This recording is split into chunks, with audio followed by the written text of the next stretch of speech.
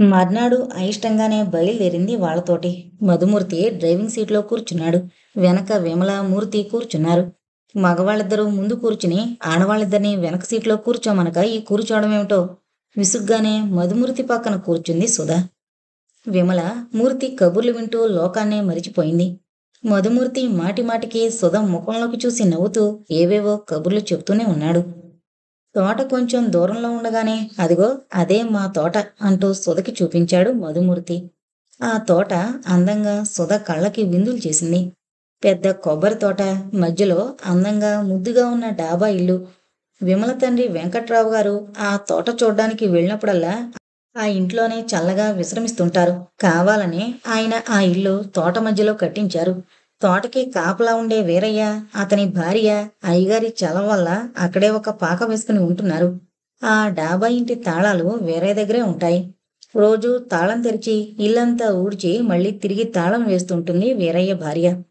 వీళ్ళు తోటకి చేరుకున్న కాసేపటికి వంట సామాగ్రి, స్టవ్లతో వంట మనిషి, ఒక నౌకరు వచ్చారక్కడికి. మంచి జాగా చూసి ఎండపడని చోట జంపకానా పరిచింది విమల. పేక బయటకు తీశాడు మూర్తి. ఇన్ని యాపిల్ ముక్కలు వేయించి ఉప్పు కారం జల్లిన జీడిపప్పు ప్లేట్లో పోసుకుని తింటూ పేకాట మొదలుపెట్టారు నలుగురు. కాసేపు ఆడేసరికి విసుగు పుట్టింది విమలకి. అబ్బా, బోరు కొడుతోంది, ఇంకా చాలు బాబు అంటూ చేతిలో ముక్కలు కింద పడేసింది. తను కూడా చేతిలో ముక్కలు కింద పడేసి మోకాళ్ళ చుట్టూ చేతులు పెనవేసి దూరంగా ఆకాశంలో కనిపిస్తోన్న తెల్లని మబ్బుల వంక చూస్తూ ఉండిపోయింది సుధ. సుధనే చూస్తున్న మధుమూర్తి ఏమీ మాట్లాడలేదు. మూర్తి మాత్రం బోరు కొడుతోందా, అయితే ఒక పాట పాడు అంటూ చేతుల మీద వెనక్కి వాలి కూర్చున్నాడు. బాబోయ్, నువ్వు పాట పాడేటట్టయితే ముందే చెప్పు, నేనలా దూరంగా వెళ్ళి ఓ సిగరెట్ అయినా కాల్చుకుంటాను హాయిగా అంటూ తను లేస్తున్నట్టుగా అభినయించాడు మధుమూర్తి. ఓహో, సుధగారు పాడితే తమరు కూర్చుంటారన్నమాట. తెలిసింది తెలిసింది. మీరు పాడండి సుధగారు. మొదట మీరు పాడేటట్టయితేనే మా మధు కూర్చుంటాడు. మూర్తి మాటలకి కంగారు పడింది సుధ. అబ్బే, నాకు పాటలు రావండి, విమల పాడుతుంది, విందాం అంది. "ఉమ్, మరి ఇక నేనేం చేయను మధు. నీ తరపున నీకు కావలసిన వాళ్ళని పాడమని అడిగాను. ఆవిడ పాటలు రావంటున్నారు మరి. నీకు కావలసిన వాళ్ళు. మూర్తన్న ఆ మాట సుధ గుండెల్లో గుబులు రేపింది. విమల ముసిముసి నవ్వులు నవ్వుతూ సుధవంక చూసింది. నేనెందుకొచ్చాను వీళ్లతోటి? వీళ్లల్లో ఎవరు ఏమవుతారు నాకు? మరోసారి మనసుని ప్రశ్నించుకుంది సుధ. నీ స్నేహితురాల కోసం వచ్చావు విమల, నీ స్నేహితురాలు సన్నగా సమాధానం చెప్పింది మనసు. సరే అయితే చెల్లయ్య గారు, తమరో పాట చదవండి. మా బావగారికి నిద్రొస్తుందట. వస్తున్న నిద్రను ఆపుకునేందుకు తమరి పాట కంటే మంచి మందు లేదని గుర్తించిన వారే నా ద్వారా తమరిని అడుగుతున్నారు. మధుమూర్తి మాటలకి పక్కున నవ్వాడు మూర్తి. ఓ, అయితే అసలు నేను పాడను, మూతి బిగించింది విమల. నా తల్లివి కదూ, ఓ కాని ఇస్తాను, పప్పులు కొనుక్కుందు గాని పాడు అంటూ విమల గెడ్డం పుచ్చుకున్నాడు మూర్తి. ఛే అంటూ చిరుకోపంతో ఆ చేతిని నెట్టింది విమల. పాట మొదలయ్యాక పావలిస్తాను పాటాపు తల్లి అనాల్సొస్తుందేమో, ఉండు, జేబులో పావలా ఉందో లేదో చూసుకొని జేబులో డబ్బులున్నాయో లేదో వెతికినట్టు అభినయించాడు మధుమూర్తి. అమ్మో, నవ్వితే ఇప్పుడు నన్ను మింగేసేలా ఉంది నీ చెల్లెలు, నవ్వు ఆపుకున్నాడు మూర్తి. బోడి విట్టు వేశావులే అంటూ అన్నయ్యని మూతి తిప్పుతూ వెక్కిరించింది విమల. మరు నిమిషంలోనే పాట అందుకుంది తీయని గొంతుతో. విమల కంఠంలో తిరిగిన వంపులకి నిజంగా చకితుడయ్యాడు మూర్తి. చెల్లెలెంత బాగా పాడుతుందని తెలియనే తెలీదు మధుమూర్తికి. అందుకే ఎంతో శ్రద్ధగా మైమరిచి ఆ గానంలో లీనమయ్యాడు. ఇక మూర్తి సంగతి సరే సరి. ఈ కొంటెపిల్ల ఇంత బాగా పాడుతుందా అనుకుంటూ కదిలితే ఈ క్షణం ఎక్కడ కరిగిపోతుందో అన్నట్టు తదేక ధ్యానంతో బొమ్మలా కూర్చుని వింటున్నాడు. ఆలోచనల వలయంలో చిక్కుకున్న సుధ మనసు ఆ గానానికి పరవశం కాలేకపోయింది. పాట పూర్తవగానే బావమరుదులిద్దరూ చప్పట్లు కొట్టి విమల పాటని మెచ్చుకున్నారు.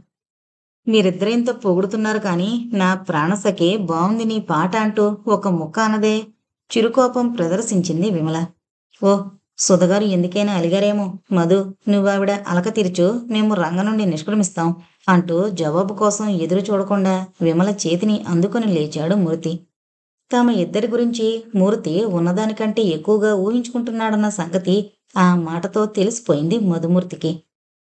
విమల, మూర్తి అక్కడి నుంచి వెళ్ళిపోతుండగా చూసి అప్పటికి ఆలోచనల్లోంచి యువతల పడింది సుధ. ఏం వెళ్ళిపోతున్నారే అంటూ లేవబోయింది. కానీ మధుమూర్తి తన చేతిని పట్టుకుని కూర్చోబెట్టేయడంతో లేవలేకపోయింది. విమల, మూర్తి నవ్వుకుంటూ తోటలో తిరగడానికి వెళ్ళిపోయారు. సుధా! మధుమూర్తి పిలుపు వింతగా ధ్వనించింది. ఏంటి ఆలోచిస్తున్నావు పరిసరాల్ని మరిచిపోయి? ఏం లేదు. తల వంచి కాలి మీద చీర కుచ్చిళ్ళు సవరిస్తూ ఉండిపోయింది. అది సిగ్గుగా భావించి చిన్నగా నవ్వుకున్నాడు మధుమూర్తి. సుధా! నిజంగా నీలాంటి అమ్మాయి నేను చాలా అదృష్టవంతుడిని సుధా. మధు! భయంతో వణికింది సుధ కంఠం. ఏంటి నువ్వంటోంది? పిచ్చి సుధా! ఎందుకా భయం? ఇంకా ఎందుకా సిగ్గు? మధు! వినలేక చెవులు మూసుకుంది సుధ. సుధ ప్రవర్తనకి ఆశ్చర్యపోయాడు మధుమూర్తి. ఇంతలో నౌకరు అటువైపు రావడంతో ఇద్దరూ లేచి ముందుకు నడిచారు. చెట్టు కింద శుభ్రంగా ఊడిపించి జంపకానా పరిచి 4 కంచాలు వరుసగా పెట్టింది వంటమనిషి. భోజనం చేస్తున్నంతసేపు నవ్వుతూ సరదాగా కబుర్లు చెప్తూనే ఉన్నారు సుధ తప్ప మిగిలిన ముగ్గురు. మధుమూర్తికి సుధ ప్రవర్తన అర్థం కాలేదు. తనతో చనువుగా ఉన్నట్టే ఉంటుంది. ఉండుండి సీరియస్ అయిపోతుంటుంది. దేన్ని గురించో అంత ఆలోచన. నవ్వుతూ సరదాగా హాయిగా ఉండాల్సిన ఈ వయసులో ఎందుకంత పరధ్యానం? ఎవరిని గురించి ఆలోచనలు? తనకి దగ్గరగా వచ్చినట్టే వచ్చి ఎందుకలా జరిగిపోతుంది దూరంగా? తనన్నా తన డబ్బన్నా పడిచొచ్చే ఆడవాళ్ళు ఎంతమంది లేరు? వాళ్ళందర్నీ వదిలి తను ఈ పిల్ల వెంట పడ్డందుకు తనను కవ్విస్తోందా? ఈ ఆలోచనతో మధుమూర్తిలోని పట్టుదల, కోరిక ఉప్పెనలా పొంగాయి. ఎలాగైనా సరే సుధని లొంగదీసుకోవాలన్న కోరిక కొండంతే కూర్చుంది. అదో రకమైన చూపులతో సుధవంక చూస్తూ భోజనం అయిందనిపించాడు. భోజనాలయ్యాక కెమెరా బయటికి తీశాడు మూర్తి. మొదట 4-5 ఫోటోలు మధుమూర్తి తీశాడు. తర్వాత కెమెరా మూర్తి చేతిలో పెట్టాడు. నలుగురు కొంత దూరం నడిచారు. అబ్బా, కాళ్ళు లాగుతున్నాయి అంటూ ఒక చెట్టు కింద చతికిల పడింది సుధ. వెంటనే సుధ పక్కన తను కూడా కూర్చుండిపోయాడు మధుమూర్తి. ఈ మాత్రానికే కాళ్ళు లాగుతున్నాయా సుధా అంటూ. మధుమూర్తి ఒక్క నిమిషం కూడా తనని వదలకుండా తన వెంటే ఉండడంతో సుధకి నిజంగా తన మీద జాలితో పాటు నవ్వు కూడా వచ్చింది. నవ్వుతున్నావేం సుధా? నిన్ను చూసే. అంటే కొంపతీసి నాలో ఏమన్నా లోపం కనిపించిందా? అబ్బే లేదు. నిజం ఒట్టు? చేయి చాపాడు మధుమూర్తి. నవ్వుతూనే అప్రయత్నంగా అతని చేతిలో చేయి వేసింది సుధ ఒట్టు అంటూ. ఎక్సలెంట్! కెమెరా క్లిక్ మనిపించాడు మూర్తి. తెల్లబోయింది సుధ. చాలా బాగా వస్తుంది ఫోటో. మంచి ఫోజు. కెమెరా భుజానికి తగిలించుకున్నాడు మూర్తి. చటుక్కున లేచి విమల దగ్గరకు వచ్చి నిలబడింది సుధ. మధుమూర్తి కూడా లేచాడు ప్యాంటు దులుపుకుంటూ.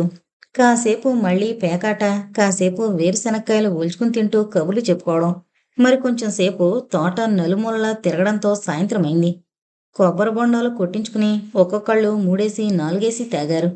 అందులో ఉన్న లేత కొబ్బరి తినడంలో చిన్నపిల్లాడైపోయాడు మూర్తి. ముందు వంట మనిషి, నౌకరు సామాన్ తీసుకుని ఇంటికి వెళ్ళిపోయారు. చీకటి పడబోతుండగా తక్కిన నలుగురిని తీసుకుని కారు బయలుదేరింది. మర్నాడు పొద్దున్న లలితమ్మ పినతల్లి కూతురికి సీరియస్గా ఉన్నట్టు టెలిగ్రామ్ రావడంతో ఆవిడ, వెంకట్రావు గారు కారులో శ్రీకాకుళం వెళ్లారు. భోజనాలయ్యాక అందరూ అంత క్రితం రోజు అలసట తీరేటట్టు ఆదమరిచి నిద్రపోయారు. 4 అవుతుండగా విమల, మూర్తి, మధుమూర్తి లేచారు. సుధంక నిద్రలోనే ఉంది. కాఫీ, టిఫిను తీసుకుని పద విమల, అలా బట్టల షాప్కి వెళదాం అంటూ గబగబా డ్రెస్అప్ అయ్యాడు మూర్తి. ఎందుకు బావా బట్టల షాప్కి? ఎందుకా? ఒక అమ్మాయికి ఒక మంచి చీర కొని ప్రజెంట్ చేద్దామనుకుంటున్నాను. ఎవరో అమ్మాయి ఏమీ తెలియని అమాయకురాల్లా కళ్ళు తిప్పుతూ అడిగింది విమల. నేను చెప్పను, నా ప్రేయసి. పెళ్ళైతే ప్రేయసి ప్రేతకవుతుంది కదూ? పిలకలా నవ్వింది విమల. ఏ కొంటి పిల్ల. అది సరేగాని బావా, మరి సుధ కూడా నిద్రలేవని? అందరం కలిపే వెళదాం. సుధకి నేను చీర, బ్లౌజు పీసు, బొట్టు పెట్టి ఇద్దామనుకున్నాను వెళ్ళేటప్పుడు. బొట్టు పెట్టి కాకపోతే ఇంత పసుపు రాసి మరి నాకేం? అబ్బబ్బా, నీ వేళకోళం నువ్వును. మరి లేకపోతే ఏంటి? మనిద్దరం వెళదాం రమ్మంటుంటే ఎవరో సుధంటావు, సుమదంటావు. మరి నా కొళ్ళు మండదు. శాంతించు, శాంతించు. అది నిద్ర లేచేలోగా త్వరగా వెళ్ళొచ్చేద్దాం పదా. అయినా ఏమో, అది లేస్తే మనిద్దరం ఇలా వెళ్ళిపోయినందుకు ఏమన్నా అనుకుంటుందేమో. ఏమీ అనుకోదు. మధుని ఆవిడ దగ్గర వదిలిపెట్టి వెళుతున్నాగా. ఇంకా అంతకన్నా నీ స్నేహితురాలికి కావాల్సింది ఏమన్నా ఉంటుందని నేను అనుకోను. అబ్బా, నువ్వు మరీను బావా. ఉండు, అన్నయ్యతో చెప్పేసి వెళదాం అంటూ మధుమూర్తిని పిలిచింది సుధ. ఏంటండి బావగారు, సుధ లేచాక అందరం కలిసి వెళ్ళొచ్చుగా. ఏంటోయ్, కాసేపైనా మా ఇద్దరిని ఒంటరిగా వదలవా ఏంటి? ఆ మీ బోటిదే ఎవతో ఇంట్లో బావగారున్నారని సంతలోకెళ్ళి చీర కట్టుకుందట. ఎంత మాటన్నావు బావగారిని? నువ్వు గెడ్డం కింద వీసెడు బెల్లం గెడ్డ పెట్టినా సరే నేను కాశీకి వెళ్ళడం మాన్ను. అవునవును, మా చెల్లెల్ని వెంటబెట్టుకుని మాట పూర్తి చేశాడు మధుమూర్తి. సరే సరే, వానొచ్చేట్టుగా ఉంది, త్వరగా వెళ్ళండి. వాళ్ళు వెళ్ళిన కాసేపటికే బాగా మబ్బులు కమ్మేసి చీకటి అలుముకుంది. చల్లటి గాలి రివ్వున వీస్తోంది. అయ్యగారు అమ్మగారు ఊళ్ళో లేకపోవడంతో ఇదే మంచి సమయమని నౌకరు అబ్బాయిగారు సినిమాకెళ్తానండి అంటూ పర్మిషన్ అడిగాడు 1:30కి. వాడికి పర్మిషన్తో పాటు రూపాయి డబ్బులు కూడా ఇచ్చాడు మధుమూర్తి. వాడు మ్యాట్నీకి పరిగెత్తాడు. వంట మనిషేమో మా పిల్లాడికి ఒంట్లో బాగలేదండి, సాయంత్రం వంటకి కాస్త ఆలస్యంగా వస్తానండి అంటూ పొద్దున్న వెళ్ళేటప్పుడు చెప్పింది.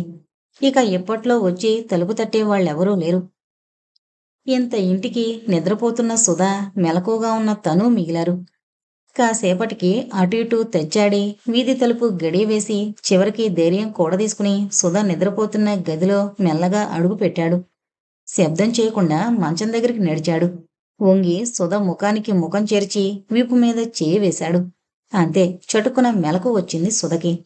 కళ్ళు తెరవగానే కంటికి కనపడింది మధుమూర్తి ముఖం. భయంతో ఉలికిపడి లేచి గబుక్కన మంచం దిగింది. ఏంటి మధు, ఏం కావాలి? నీకు తెలీదా? మధు, ఏంటి నువ్వు మాట్లాడేది? విమల వాళ్ళేరి? లేరు, కర్కశంగా ధ్వనించింది మధుమూర్తి కంఠం. కాళ్లల్లో వణుకొచ్చి ఒళ్ళంతా కంపించింది సుధకి. ఇన్నాళ్ళు నువ్వు మంచివాడువని అనుకుంటున్నాను. నేను కూడా నీ గురించి అలాగే అనుకున్నాను సుమా. ఏది, నీ అంతటి నువ్వు మంచిగా రానే రావట్లేదు నా దగ్గరికి. ఇవాళ ఆ అవకాశం. షటప్! పెద్దగా అరిచింది సుధ. సుధకి దగ్గరగా అడుగులు వేస్తూ గట్టిగా నవ్వాడు మధుమూర్తి. నువ్వరిచినా లాభం లేదు సుధా, ఇంట్లో ఎవరూ లేరు. ఇంకా వీధిలో వాళ్ళంటావా? రోడ్డు మీద నుంచి ఇంత లోపలకున్న ఈ ఇంట్లోంచి నీ చిన్న గొంతు వాళ్ళ వరకు వెళ్ళదు. వెనక్కి అడుగులు వేస్తూ చేతులు జోడించింది సుధ. ఏంటి మధు, నీ చెల్లెల్లాగే నీది మంచి మనసు అనుకున్నాను, కానీ ఇలాంటి ఆలోచన నీలో ఉందని నేను ఊహించలేకపోయాను. నీకు ఒక చెల్లెలుంది, ఆలోచించు. నీ చెల్లెలకే ఇటువంటి విపత్కర పరిస్థితి ఎదురైతే చాలు నీ కబుర్లు, ఇక నీ ఉపన్యాసం వినే ఓపిక నాకు లేదు. విమల వాళ్ళు వచ్చేస్తారు అంటూనే సుధ చేతులు రెండు ఒక చేత్తో పట్టుకుని మరో చెయ్యి సుధ భుజం మీదుగా వేశాడు మధుమూర్తి. చీ, వదులుతావా లేదా? విడిపించుకోవడానికి ప్రయత్నించింది సుధ. భయంతో కోపంతో తల్లడిల్లిపోతోంది తనువు. అసహ్యంతో అవమాన భారంతో మండిపడిపోతోంది మనసు. అయినా ఏమీ చేయలేని నిస్సహాయ స్థితిలో భగవంతుణ్ణి ప్రార్థించడం తప్ప మరేమీ చేయలేని అబల దీనావస్థ. వీధి తలుపు దబదబా బాదిన చప్పుడు వెంటనే మధు మధు అన్న తండ్రి గొంతు విన్న మధుమూర్తి చటుకున సుధని వదిలేశాడు. గుండాగినంత పనైంది. నాన్నగారు, పైకే అప్రయత్నంగా అన్నాడా మాట. సుధ గుండెలోకి ధైర్యం ఎగబాకింది. మనసు చిక్కబట్టుకుని భగవంతుడు పంపిన మనిషిగా వచ్చిన వెంకట్రావు గారిని తలుచుకుని మనసులోనే వందనాలు అర్పించింది. గబగబా క్రాఫు సరిచేసుకుని మొహం అరచేత్తో ఒకసారి తుడుచుకుని వస్తున్నా నాన్నగారు అంటూ పరుగులాంటి నడకతో వెళ్ళాడు మధుమూర్తి తలుపు తీయడానికి. బయట నిండుగా కప్పుకుని త్వరగా వంటింట్లోకి నడిచి స్టవ్ అంటించింది సుధ. పాలు పంచదార అన్నీ ఎక్కడెక్కడున్నాయో ఇదివరకు చూసింది కాబట్టి 3 కాఫీలకు సరిపడా పాలు స్టవ్ మీద పెట్టింది. నాకిక్కడ అర్జెంటు పనులున్నాయిరా, నేను వెళ్ళి ఆ మూల కూర్చుంటే నా పనులెలా అవుతాయి? అందుకే తిరిగి వచ్చేశాను. మీ అమ్మని తీసుకురావడానికి రేపో ఎల్లుండో నువ్వు వెళుదువు గాని అంటూనే వంటింట్లో కాఫీ కలుపుతున్న సుధను చూసి, ఏంటమ్మా నువ్వు చేస్తున్నావు పని, మా అమ్మాయి ఏది అన్నాడు. విమల వాళ్ళ బావగారితో అలా బయటికి వెళ్ళిందండి, నేను నిద్రపోతున్నానప్పుడు, ఇప్పుడే లేచాను. పాలల్లో కాఫీ పొడి వేసి కలుపుతూ నవ్వడానికి ప్రయత్నించింది సుధ. ఒక కప్పు ఆయనకు అందించి మిగిలిన 2 కప్పులు పట్టుకుని హాల్లోకొచ్చింది. మొహానికి పేపరు అడ్డు పెట్టుకుని కూర్చునున్నాడు మధుమూర్తి. అతనికెదురుగా టీపై మీద కప్పుంచి కాఫీ కలిపాను, తీసుకో అంటూ ఏమీ జరగనట్టే మామూలుగా పలికింది సుధ. సుధ మొహం చూడ్డానికే సిగ్గుగాను మొహమాటంగాను ఉంది మధుమూర్తికి. ఎలాగైతేనే కాఫీ తాగడం పూర్తి చేసి నన్ను క్షమించు సుధ అంటూనే లేచి లోపలికి వెళ్ళిపోయాడు తన గదిలోకి. చిన్నగా నిట్టూర్చింది సుధ. రావుగారే గనక సమయానికి రాకపోయి ఉంటే తన బ్రతుకు నాశనమయ్యేది కాదు. ఇప్పుడు క్షమించమని అడుగుతున్నాడే, ఈ జ్ఞానం ముందే ఉంటే రావుగారు రాబట్టి గాని, లేకపోతే అతని తొందరపాటుకి చంచల బుద్ధికి తన బతుకు బండలయ్యేది కదూ. ఆవేశం కోపం వరదలా పొంగొచ్చాయి సుధలో. అయినా చేసేదేముంది, ఎవరితో చెప్పుకోవాలి, ఏమని చెప్పాలి? తనకే సిగ్గుచేటు. ఇంకొక క్షణం ఆ ఇంట్లో ఉండాలని పెంచలేదు సుధకి. విమల ఎప్పుడొస్తుందా అని ఎదురుచూస్తూ కూర్చుంది వరండాలో. రావుగారు అక్కడే పడకుర్చీలో కూర్చుని ఏవో కాగితాలు చూసుకుంటున్నారు. బెదిరించడానికొచ్చినట్టు ఒక్కసారిగా కమ్మిన మబ్బులని ఎక్కడికి పోయాయో అంతులేదు. ఆకాశం నిర్మలంగా మారిపోయింది. వాన లేదు, వరద లేదు. నవ్వుకుంటూ, కబుర్లు చెప్పుకుంటూ చేతిలో ప్యాకెట్లతో వచ్చారు విమల, మూర్తి. వస్తూనే తండ్రిని పలకరించింది విమల. అరే, ఎప్పుడొచ్చారు నాన్నగారు? పిన్నికెలా ఉంది? ఇప్పుడే వచ్చానమ్మా. 10 నిమిషాలైంది. డాక్టరు పర్వాలేదన్నాడు. నయంగానే ఉంది మరి. నాకు అర్జెంటు పనులున్నాయి. అవి చూసుకోవాలి. రేపు మధుని పంపిస్తానని అమ్మతో చెప్పొచ్చేశాను. ఏం సుధా, అలా కోపంగా ఉన్నావు? నువ్వు నిద్రపోతుండగా నేను వెళ్ళాననా? అవును. మనసులోనే విసుగ్గా అనుకుంది సుధా. లేచి తను కూడా విమల వెనకే లోపలికి వెళ్ళింది. మరి నేను ఈ పూట రూమ్కి వెళతాను అంది. వెళుదుగానిలే అమ్మా, భోజనం చేసి. ఇంకా నయం, ఒక అరగంటలో వెళ్ళిపోతాను. స్థిరంగా ఉంది సుధ గొంతు. సరే అంటూ గబగబా మధుని హోటల్కి పంపించి హాటు స్వీటు తెప్పించింది విమల అందరికీ. టిఫిన్ తినేశాక ఎవరితోనూ మాట్లాడకుండా తన గదిలోకి వెళ్ళిపోయాడు మధుమూర్తి. సుధకి బొట్టు పెట్టి తను తెచ్చిన చీర, జాకెట్ గుడ్డ అందించింది విమల. విస్తుపోయింది సుధ. ఇదేంటి, నేనేమన్నా పెళ్లికో పేరంటానికో వచ్చాననుకుంటున్నావా? స్నేహితురాలింట్లో 2 రోజులుండి వెళ్ళడానికి వచ్చాను గాని. నీ స్నేహితురాల్ని కాబట్టే నా తృప్తి కొద్దీ ఏదో. వద్దనుకు సుధా. సరే సరే, తేలిగ్గా నవ్వింది సుధ అవందుకుంటూ. విశ్వం మనసు వెలితిగా ఉంది. దాగిన కోరికలన్నీ దండెత్తి మీదకొస్తున్నాయి. సుధని చూడాలని, సుధతో మాట్లాడాలని, వెచ్చని సుధ అనురాగంలో కరిగిపోవాలని కంటున్న కలలు, తలపోస్తున్న ఊహలు రోజు రోజుకి మరింత ఊరిస్తున్నాయి. ఎందుకు సుధకి తన మీద కోపం? ఆ రోజు తను వరంగల్ బయలుదేరొచ్చే ముందు కూడా తన వైపు సరిగ్గా చూడనైనా లేదు. అప్పట్నుంచే అదో రకంగా మారిపోయింది. ఉత్తరాలు రాసినా జవాబు ఇవ్వట్లేదు. కారణమేంటో? ఎందుకు కలిగింది తన మీద? తనేం చేశాడు పాపం? సుధని మనస్ఫూర్తిగా ప్రేమించడం నేరమా? సుధనే తన హృదయంలో నిలుపుకుని ఆరాధించడం పాపమా? మొన్నటిదాకా తనని అనురాగంలో ఓలలాడించి ఆప్యాయతలో మైమరిపించిన సుధ ఉన్నట్టుండి ఎందుకిలా మారిపోయింది? భగవాన్! బాధగా నిట్టూర్చాడు విశ్వం. పోనీ తను వైజాగ్ వెళ్ళి సుధని కలుసుకుంటే కొంత శాంతి చిక్కుతుంది మనసుకి. ఒక్కసారి సుధతో మాట్లాడితేనే గాని తన మనసులో బరువు తగ్గదు. సుధ చిరునవ్వే తన బాధకి మందు. బాధపడకు విశ్వం, ఈ సుధ నీదే అని ఒక్కటంటే ఒక్కసారి సుధ ఆదరాలు మెత్తగా పలికితే అవే తన పాలిట అమృతపు జల్లులు.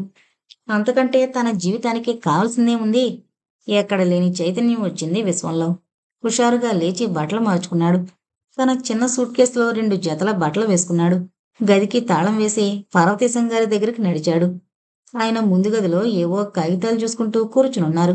తను అర్జెంటు పని ఒకటి ఉండడం వల్ల వైజాగ్ వెళుతున్నట్టు చెప్పాడు విశ్వం. బతికించావోయ్! వెంకట్రావు గారని నా స్నేహితుడు ఒక ఆయన ఉన్నారక్కడ. ఆయనతో అర్జెంటుగా ఒక వ్యాపార విషయం మాట్లాడాల్సింది. అది చాలా రహస్యమైన విషయం. అందుకని ఫోన్లో మాట్లాడడం అట్టే మంచిది కాదు. పర్సనల్గా వెళ్ళి మాట్లాడాలి. కానీ నాకు రాత్రి నుంచి ఒంట్లో బాగాలేదు.